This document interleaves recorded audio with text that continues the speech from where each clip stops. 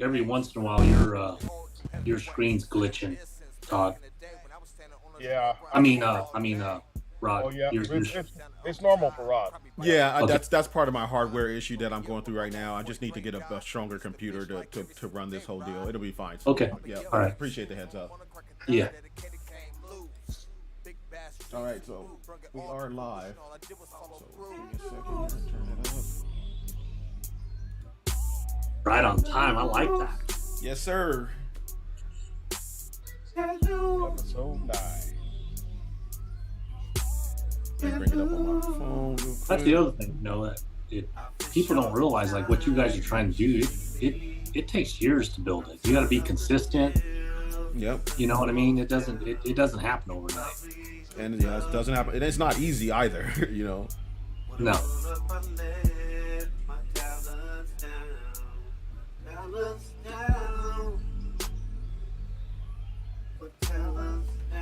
I just got a text from my wife. My power came back on.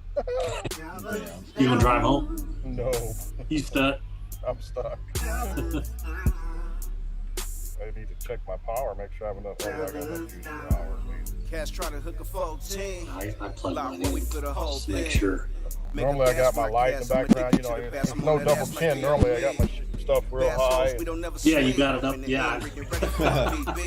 What's up, everybody? Here we are, episode 9 of One Rod Todd. We have some a legendary guest here for us for the West Coast.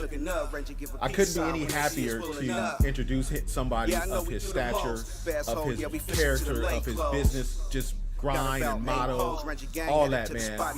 You know, Todd Woods, I know this is your guy as well. I know you'll give you some time to say some things about him.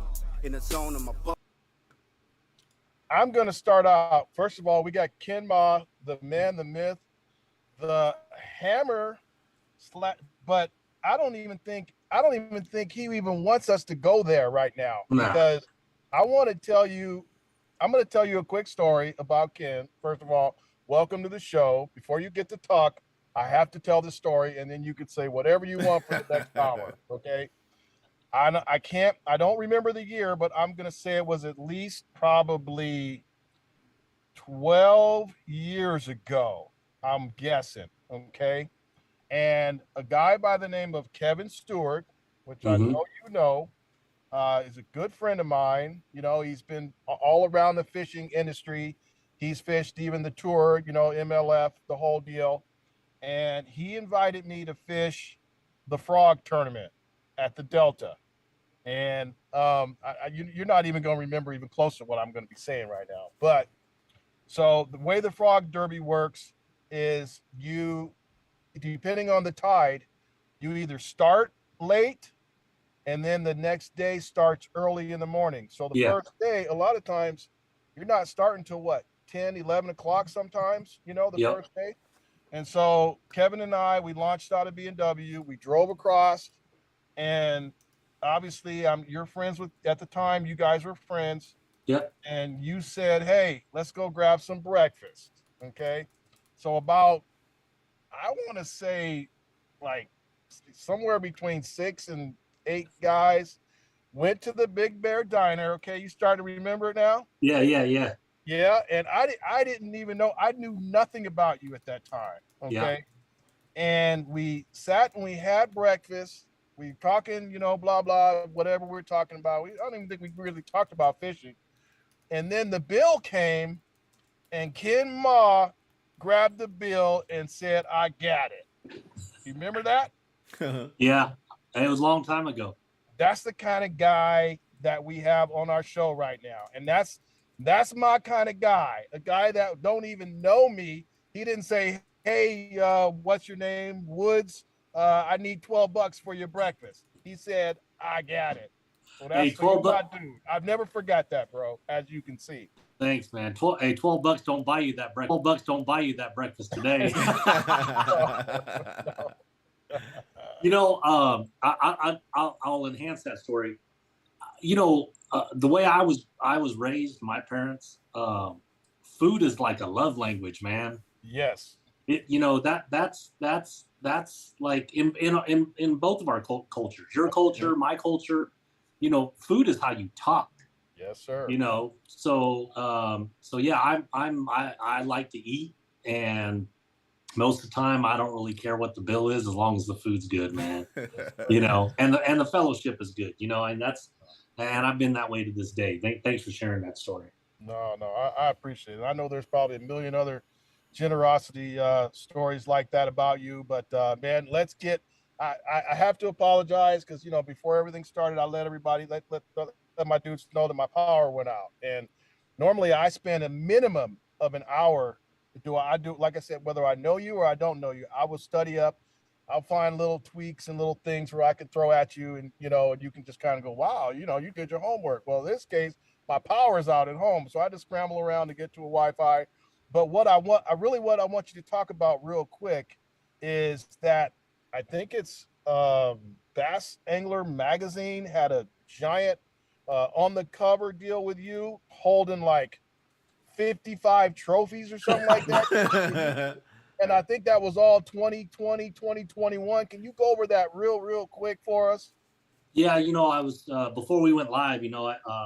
I just had one of those magical years. And you've been there, Todd. We were talking, off air, and you've been fortunate. And you won two of these big events. One shared weight and one non-shared weight with MLF.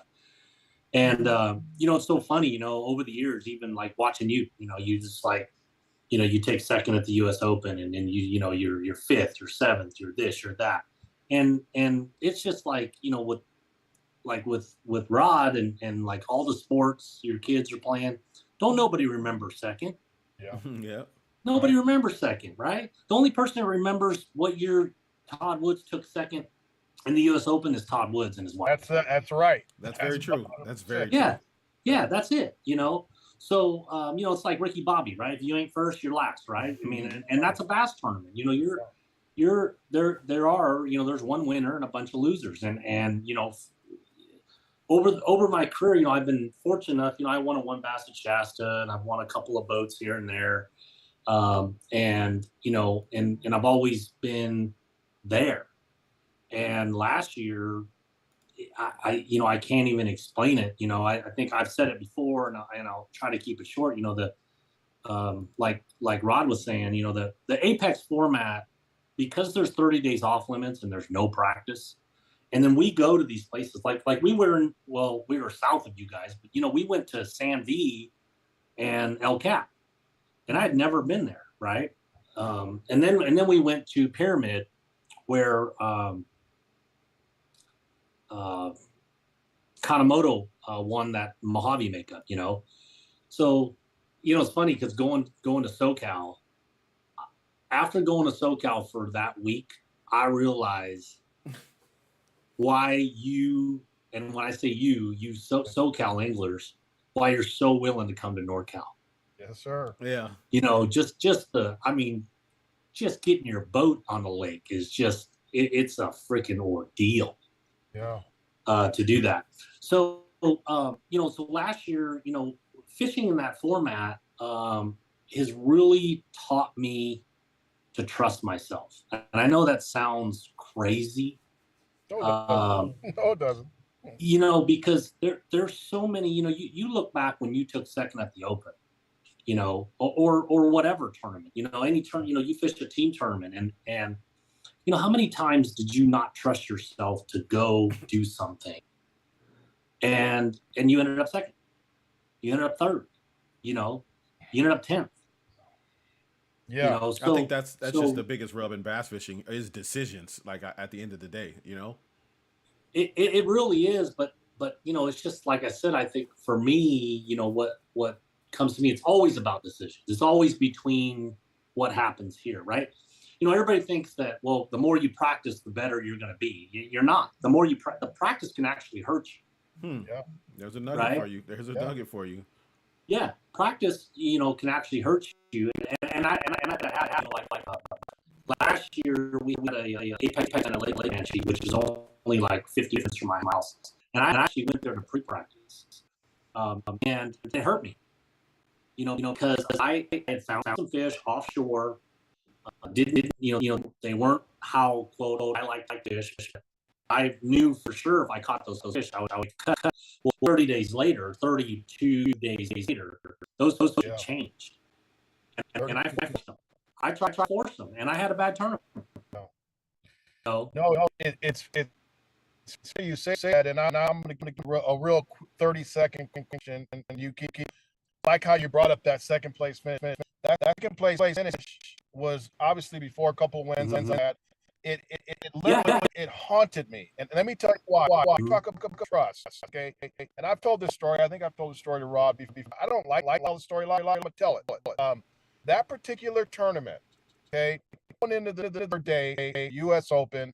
You know, you catch 10 pounds a day, you always in the top 5 at Lake Mead. Okay, the last day, I think seventh place. I actually had 10 pounds at 10 o'clock. Okay, now my boat, but I wasn't. I knew enough to.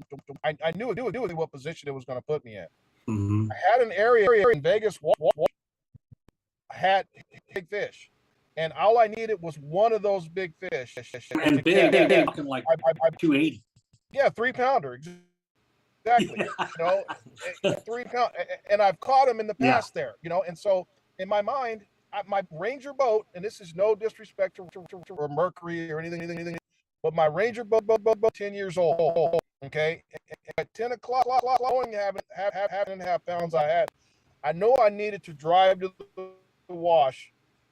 I was in right, go to the wash, catch a big fish. Not I was going to win, but not only did I not trust myself, I didn't trust my boat, and so I ended up not right. I didn't want to pass. I knew I was going to get a ha finish, but I wasn't going to win. So I was afraid. I got scared. and it's funny because you don't hear that often about, you know, it's like, what do you have to be afraid? You know, and I'll tell you, you know, when they announced the Apex format, where it was long off limits, you know, third limits, no info, doing polygraphs, no practice. Like we Thursday in the community, short meeting, and they ring the bell on Friday. You're fishing, it counts right now. Yeah. And I'm a huge. Sorry. Just people say no info, the no info rule. Where is that line drawn? Does that mean you can't go to YouTube and get info, or you just can't get? No, so anything public you can get. Okay. Right. So if you do like Google Earth, if you want to search fishing reports on Western bass, you know, things like that. Facebook, for the most part, it can be manipulated, but it is seen as public information. And people have kind of used that in the wrong way before. But and then you can't solicit information, right?